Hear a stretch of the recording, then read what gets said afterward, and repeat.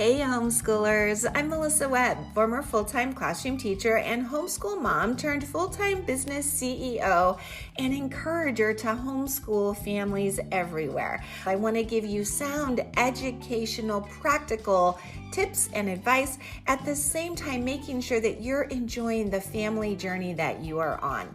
So if you are looking for a place to be encouraged and inspired, you have found the perfect podcast. Homeschooling is a work of heart is truly the perfect place to start. So welcome. Let's jump in.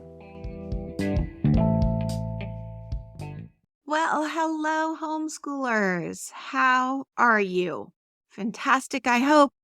I am doing great. In fact, this morning I woke up singing a song and I had no idea what got it started in my head in the first place. I was humming along and singing a song that I don't feel like I've heard for a long time.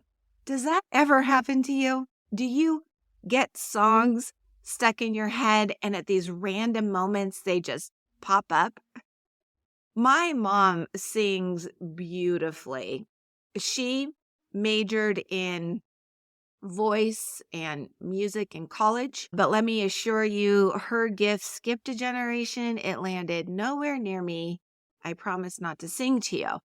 But all of this got me thinking this morning because I can remember times when my mom and I would be driving and she would recite poems that she learned early on in her life. And to this day, and she's in her 80s now, she can still recall these things that she was required to memorize. It used to be a thing. Memorization was part of the curriculum.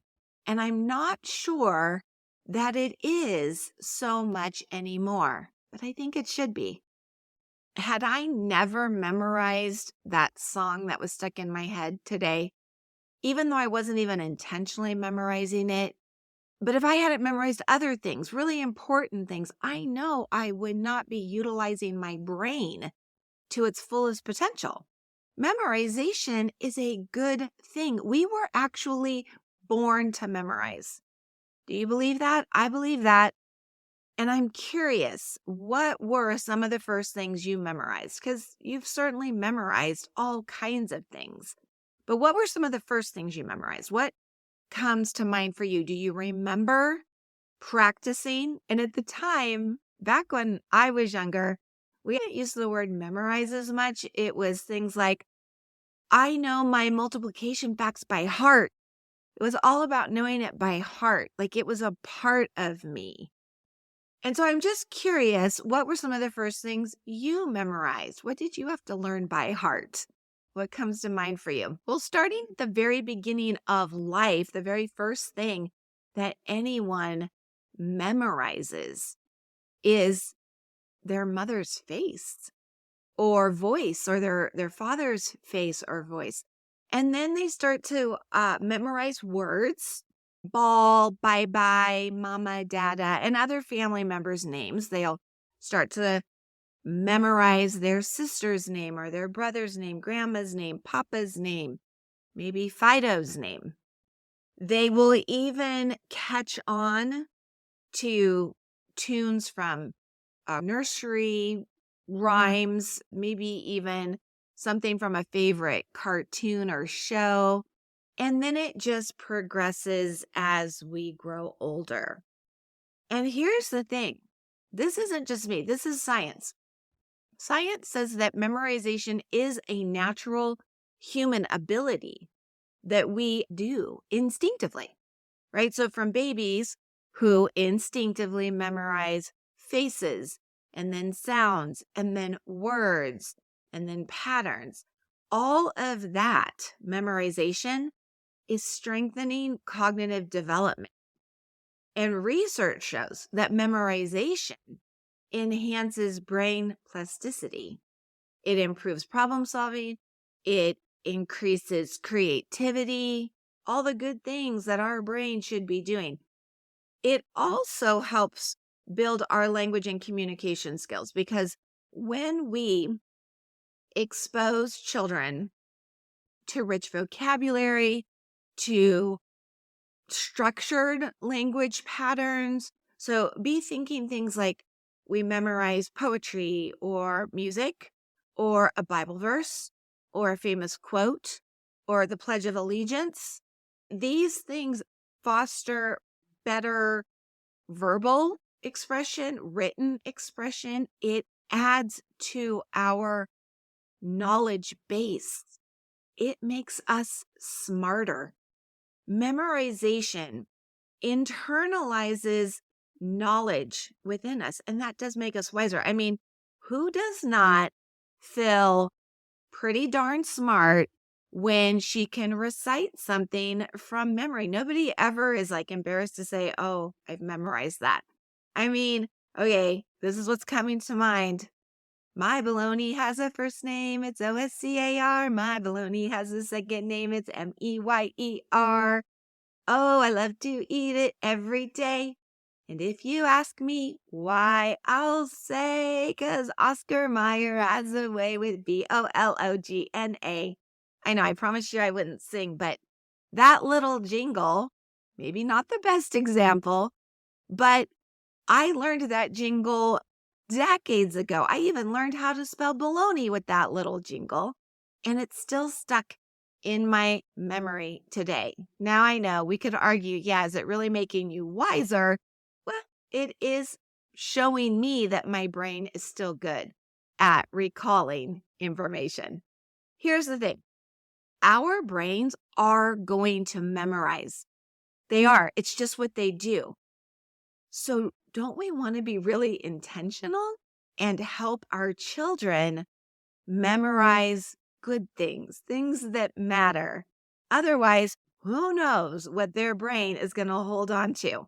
But just some of the lyrics of some of the songs that my grown kids listen to, I am flabbergasted. I'm like, don't waste any of your time remembering that. Now, I will also tell you that there are educators out there who totally disagree with me. And that's okay. We can still be friends. If you're one of those, or if you're right now thinking, waste of time, Melissa, memorization is a waste of time, you would not be alone. John Dewey, who at the turn of the 20th century was reforming education in America, had many theories on education and learning. And no, by the way, he is not the same one who invented the Dewey Decimal System. These get confused all the time. Different guy. I think he was a psychologist as well. Anyway, he believed that education should be child-led, like that unschooling approach is child-led, prioritizing exploration in your day, allowing for hands-on experiences, and not to waste time memorizing. He actually argued that those teachers and homeschooling parents at the time who were focusing so much time on memorization were creating in children this surface level learning rather than a deeper understanding, a deeper comprehension of the world around them. And he believed that much of the memorization that was happening, now keep in mind, this is the early 1900s, he called them vain metrics. It was kind of showy. It seemed boastful if you could memorize all the verses or all of the New Testament, maybe during the time. He felt that that dismissed the importance of critical thinking and creativity. Fair, right? I get that. I hear him. And today, people all the time will say things like, I don't see why we should bother memorizing our states and capitals. Or we don't practice spelling. Why does it really matter anymore? Or my kids don't need to know their multiplication facts. That's a thing that's an old way of learning. Because now what do we have? We have technology. It's right at our fingertips. So we don't need to learn those things. We don't need to know them by heart anymore. But I think they're missing the boat. It's really about engaging the brain, because in our brain, there is a place where the only way you activate it is through the practice of memorization. And if we want to develop our brains and our children's brains to their full potentials, we must memorize and practice memorization. This is my opinion here, but John Dewey was wanting to throw the baby out with the bathwater. Where's the balance? Balance is key.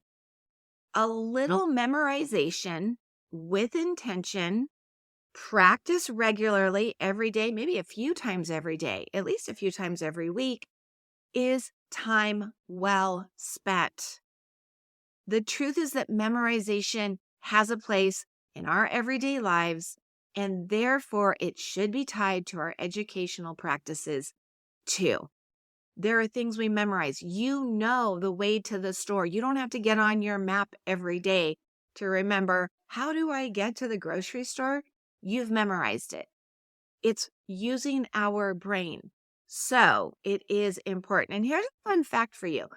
Studies from Stanford Medicine show that early memory exercises in children contribute to the development of the hippocampus. That's a region of the brain that is essential for memory formation and later retrieval.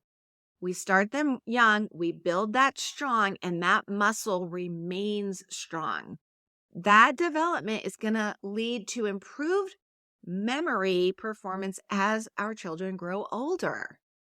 Basically, the more you memorize, the more you'll remember. And there's more. Wait, there's more. I actually think this is not only important, but encouraging. Did you know that individuals with dementia often retain memories of information learned long ago? This can include details that they memorized in their youth, poems, and songs. They may have forgotten the names of family members. They may have no clue where they are, but they retain those younger memories. What a gift. Music therapy works wonders with these folks because the songs that they hear today take them back to long ago, and they'll start singing along to old hymns and old songs because that part of their brain that was developed in their youth still remains. Isn't that powerful? Early life memories are so deeply ingrained. That's often due to emotional significance, memories shared with other people that mattered to us. And the time that the brain has now been able to spend and process and store all of that great information makes those early memories more resilient to the effects of dementia or any kind of cognitive decline. So you get to decide what to believe. I wanted to spend some time really making my point. And I hope I've built a strong enough case for you to consider putting memorization practices into your daily routine. It's easy. I have 3 very practical strategies that are going to get you going. I even have a freebie that you can link to. It's a checklist of things that you can check off if your child has already memorized. But as your kids get older, it has several ideas. I want to say there's like maybe 20, but you could make your own list. And that's the first thing that I would recommend. Make a list. What should be memorized? You can base this on your child's age, your child's grade level, or what's important to you, or what interests your child. Right? If you have a child who's a baseball lover, you could memorize all of the team names if that's something that interests your kiddos. So again, keep all of those things in mind. But I do have a checklist, and it has things from safety issues. Make sure that your child has memorized his or her first, middle, and last name. Make sure your child knows your full name, especially if your last names are different. What else is on that list? The home address, including city and state. A phone number, at least one phone number. Are there any allergies or medical conditions? Like these are safety things, stranger danger rules. Your child's birthday, that should be memorized. There's other things on there from the alphabet to days of the week and months of the year.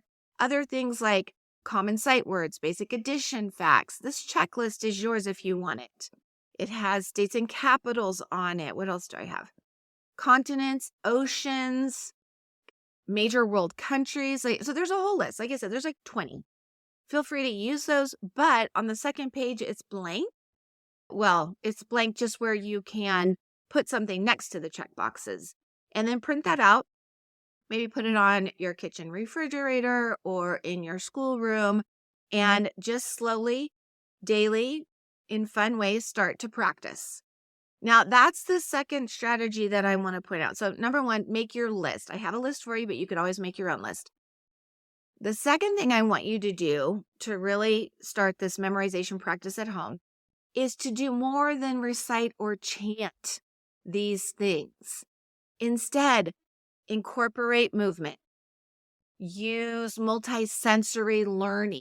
So, for example, if you have younger children, hand motions work, clapping works, jumping. Did you know that jumping while reciting? So think about maybe you're memorizing some spelling words. If you do a multisensory task like jumping, great for your ADD or ADHD kiddos. A fun was to even go outside and use some sidewalk chalk and create a hopscotch and put letters for whatever word they're working on, and they jump into each letter as they say it. All of these engaging activities that use multiple senses, that's always going to enhance retention. If you have older children, they could do tapping activities. They could create a song or a rhyme. Make a way that incorporates more than just reciting. Also, start small and then always, like one of the things I remember learning from Andrew Pudewa, who created IEW. Oh, that man is genius. I love that guy. And he's a big fan of memorization, by the way. He has some great programs you could check out. He does a whole linguistic development on the memorization of poetry. It's a whole system. He uses the Suzuki method and a lot of that, where you are always practicing. 2/3 of what you're practicing is embedding what you already know. It's very repetitive and you do it over and over and over. And then 1/3 is bring in something new to add to that list. Check out his stuff. He's got some really good things. You also could come up with mnemonic devices, right? So that's when you have an acronym like HOMES. Did you use the acronym HOMES to learn the Great Lakes, the 5 Great Lakes of North America? H, Lake Huron. O, Lake Ontario. M, Lake Michigan. E, Lake Erie. S, Lake Superior. So mnemonic devices work as well. Get creative in how you're going to practice. Okay, so number 1, make a list of what you're going to practice. Number 2, get creative in how you're going to practice. And the third suggestion I have for you is to make it fun. It should feel like a family game. You should be rewarding progress. Integrate it naturally, not in a way that it feels tedious or cumbersome, but instead it's light and it's fun and it's something your kids look forward to. And maybe they get a certificate once they've completed something. I don't know, something fun. Always keep it fun. Just remember, it's going to take practice. Isn't that true with all things? Memorization is no different. It takes practice, but it is time well spent, and it's something that our brains were built to do. So let's do it. Okay? Are you on board? Let's go. Now, if I could only remember where I put my sunglasses. Hey, have a great week, everyone. Right on.